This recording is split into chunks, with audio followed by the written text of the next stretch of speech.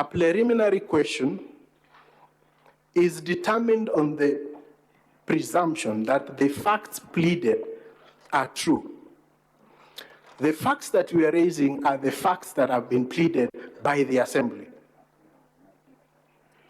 And that preliminary issue, when determined, may as well as dispose of the suit, and it is for that reason that we raise it as a preliminary issue, because if this Honorable House was to find that there was no sitting of the Assembly, then we cannot proceed with the hearing of the impeachment motion. And so we submit that these questions that we have raised satisfy this threshold, and we invite the Senate to look at the facts that have been pleaded by the Assembly and the documents that have been provided, and agree with us that this is a case of a phantom impeachment.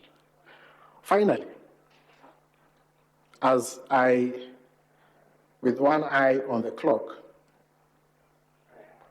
we submit that this process is a hallowed process.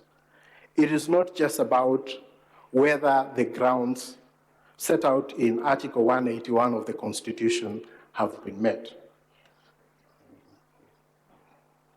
If the Senate is to examine whether there was a valid resolution and agree with us that the documents that have been presented are forged and cooked, then this impeachment, this phantom impeachment, amounts to an affront on the Constitution, and it sets a very dangerous precedent, because what it means is that it is possible for the Speaker and a few members of a rogue assembly to, in a way, attempt a coup, sit somewhere, cook documents, and present it to the Senate, and the Senate will then hear that matter.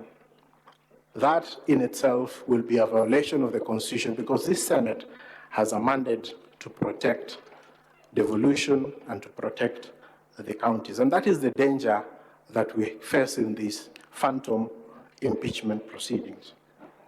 Honorable Senators, the impeachment proceedings not only put the governor on trial, it does the same for the Constitution.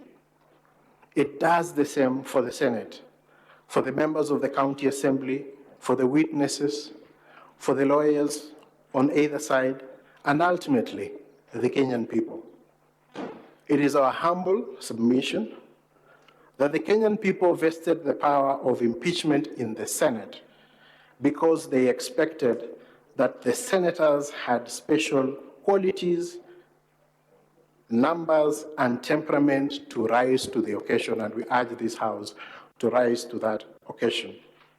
Finally, before I cede ground to my fellow counsel, allow me, Honorable Speaker and Honorable Senators, to just remind you of the words of Alexander Hamilton, one of the founders of the American Constitution, on the power and the question of impeachment.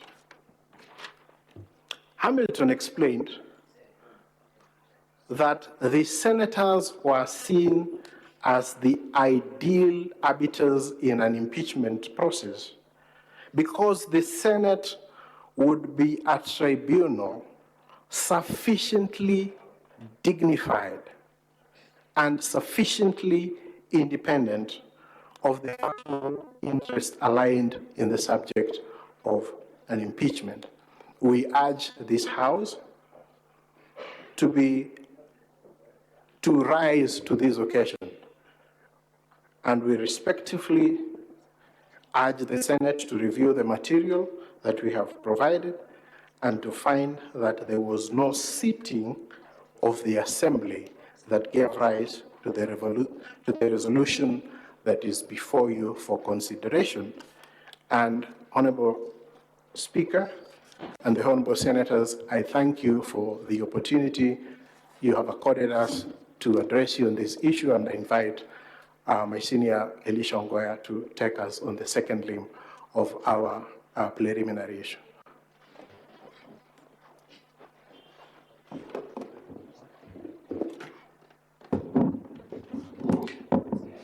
Thank you so much, Mr. Speaker, and thank you, distinguished senators. As indicated, my name is Elisha Ngoya, lead counsel for the governor. Before I address you on another substantive preliminary question on an existing court order touching on these matters, allow me to invite my learned colleague, Mr. Elias Mutuma, to wind up on that issue of the proceedings before the Assembly by drawing your attention to certain salient material aspects of the purported Hansards that have been presented before you, so that you have all that in consideration. Then I'll move to the next subject. Thank you so much, Mr. Speaker.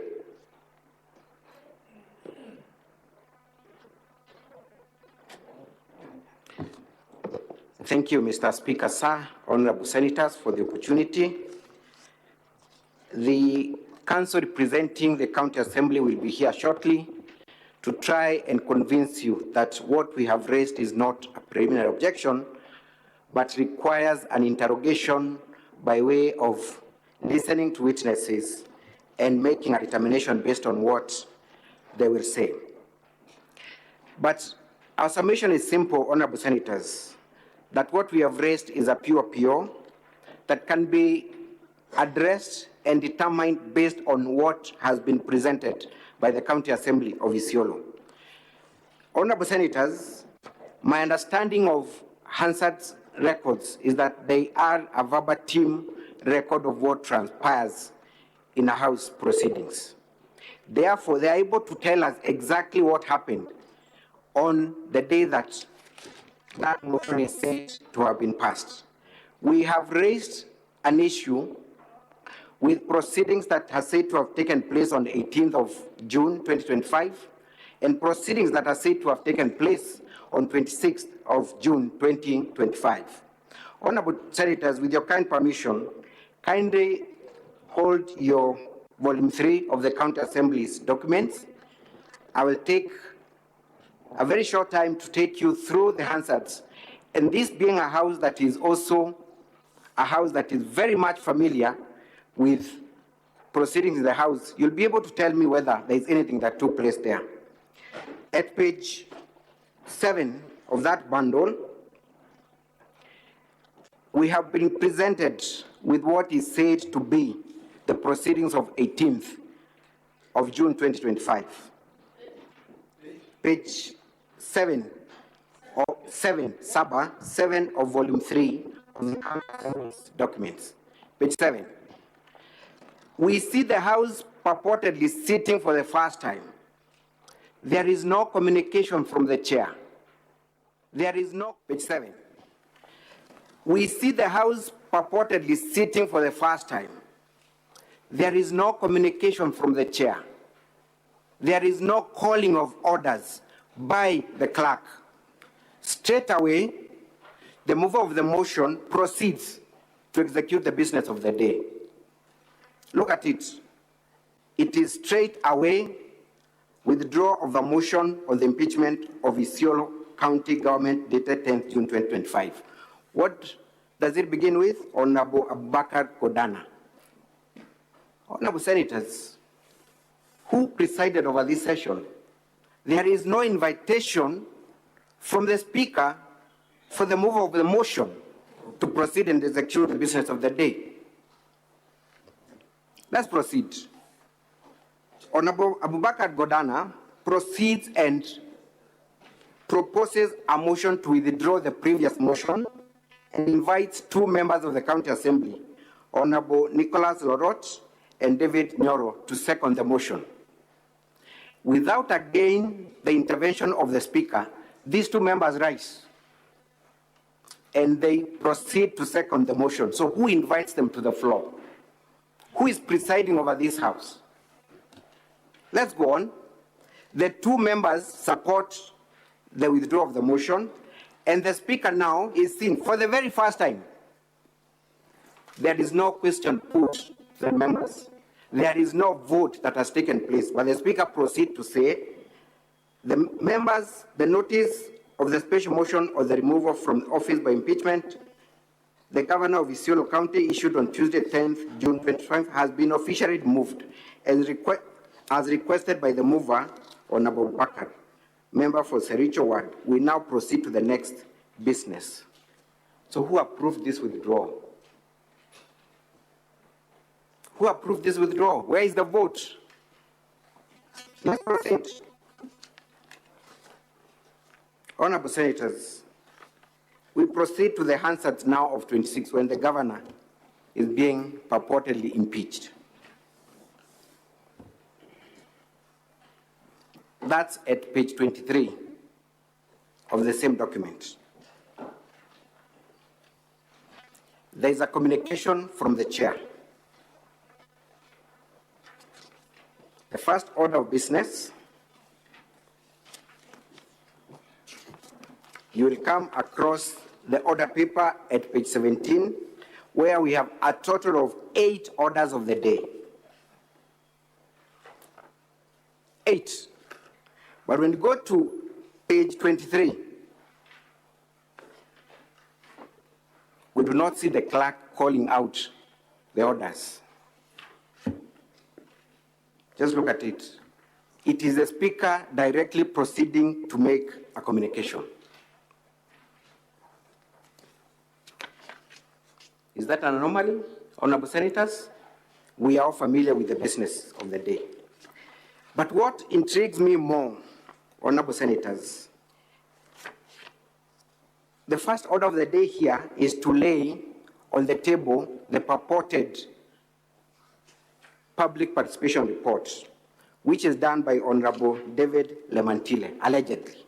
He prosecutes his motion and argues on the public participation. Let's go to the end at page 31.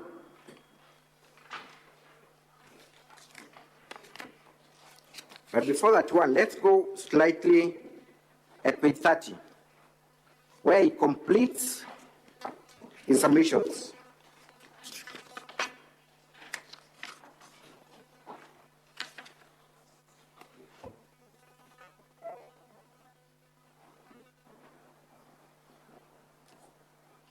After laying the paper, public participation, we now see Honorable Peter Losu standing up to second this motion. Who has invited him to second this motion? Out of nowhere, he's not invited by anyone, but Hansards show that he rose to second this motion. And then the speaker proposes the question and it opens the floor to the members of the House. At page 31, the last member seen to be speaking is Honorable Francis Letimalo.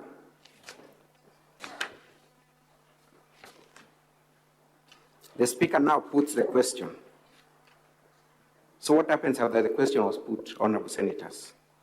There is no record whatsoever of what transpired. Nothing. A question is put, there is no indication that the House actually endorsed the public participation report. That Hansard is left hanging.